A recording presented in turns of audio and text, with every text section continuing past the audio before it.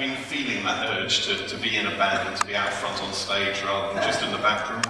Well, I guess everyone might have heard this story, but I'm going to tell you that it was absolutely true.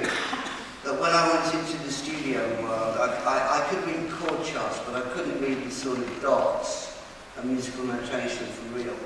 But as time went on, I could. And as I said, I was doing all these various sessions, from sort of TV jingles to film music to this to that to blues to folk, on and on and on. And I got hired to an unusual studio. It wasn't one of the ones on the usual sort of Decca EMI and Pi.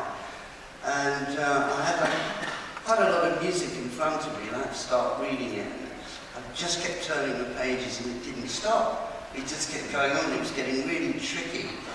And I realised, it didn't take long to realise it was a music session. And I thought, what am I doing here? This is just really not what I'm cut out for, especially as I sort of introduced like the overdrive pedal, the fuzz box into the whole recording scene, you know, and people were using them on stage, and I was sort of quite keen on some experimental things like the bow, etc. with the guitar, and it's time to get out. So with this, with the Yardbirds, I mean, Jeff Beck and I go back to probably just after the Choir Boy photograph. We really were, well, when we met up, we both had like 2 homemade guitars, so that's how far we go back.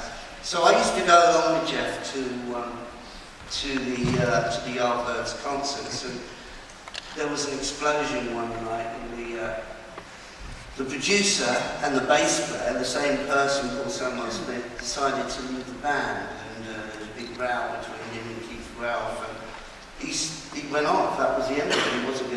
He wasn't going to come back in the band, and they were stuck, and they had the marquee coming up, and I said, well, I said, what are we going to do? You know, would you come and join the band? Chris Graham, who was a rhythm guitarist, didn't feel confident to do the bass, so I said, well, I'll do it. And that's sort of how it worked. And Jeff and I had spoken a lot about doing like dual lead guitars, like the equivalent of like big band, what we knew as big band, anyway, where you'd have like the trumpet sections and the saxes and that sort of aspect of it, an attack and assault on the audience, really.